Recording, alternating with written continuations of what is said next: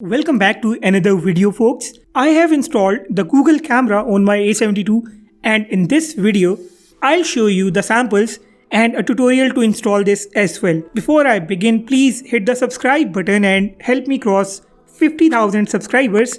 I would definitely appreciate that. Alright, let's take a look at the samples first, starting off with the astrophotography. This is the first time that I am trying astrophotography, and I must admit I am blown away. The images come out incredible. You can view the stars and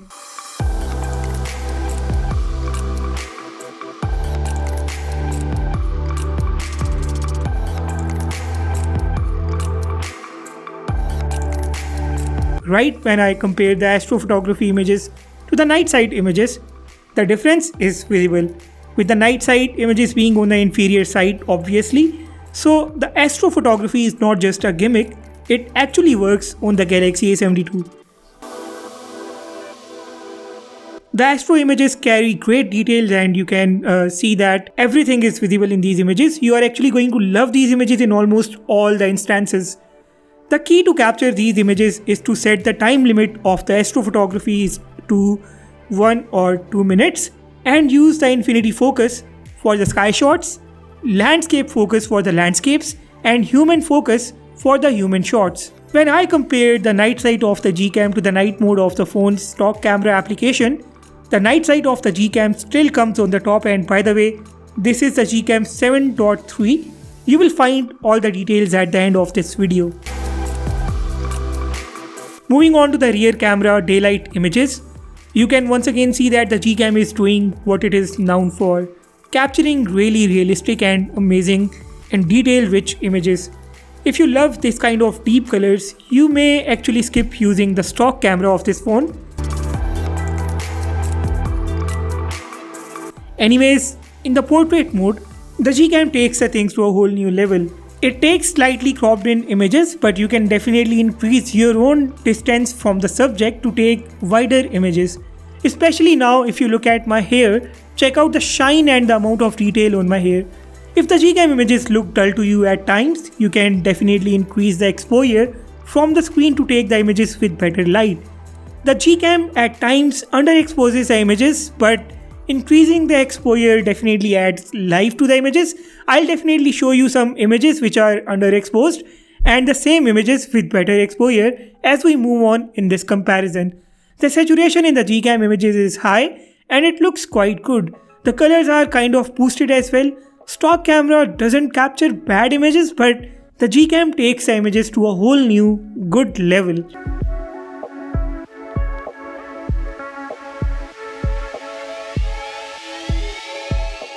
Check out the samples coming on your way, and at the end of this video, I will show you guys how you can install this GCam. Take a look and I'll catch you in a minute.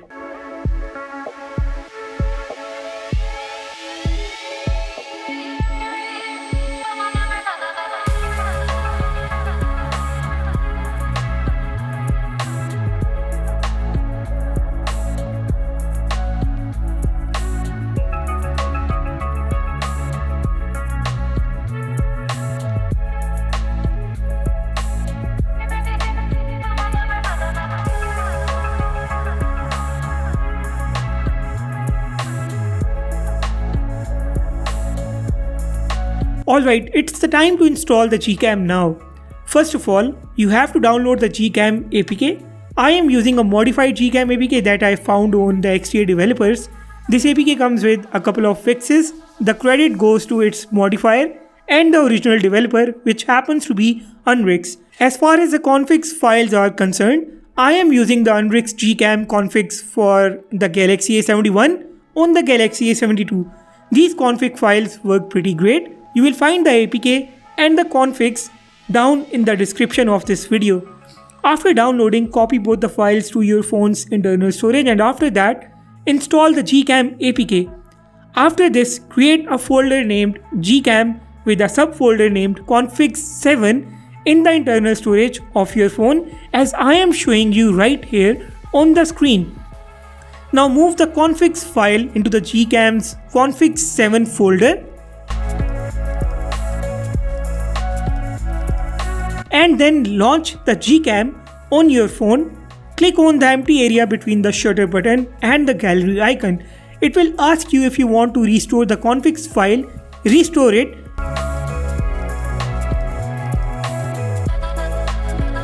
And you are all done. You are now all set to use the GCam. You don't have to touch any settings, but if you just want to check out, you can go into the settings and learn all about it. Almost all the modes of this GCam application will work on your phone, including the slow-mo time-lapse, the videos and everything else. But I would suggest using this for the images, portraits and for the astrophotography images. I do not suggest using it for the videos as I could not find very great video result from this camera application. You are now all set, so go ahead, capture some amazing images and have fun. Drop your feedback about this video in the comments below. Hit the like button if you haven't yet and subscribe too, and make sure that you guys help me cross 50,000 subscribers as soon as possible. With that being said, I will sign off and see you all in the next one.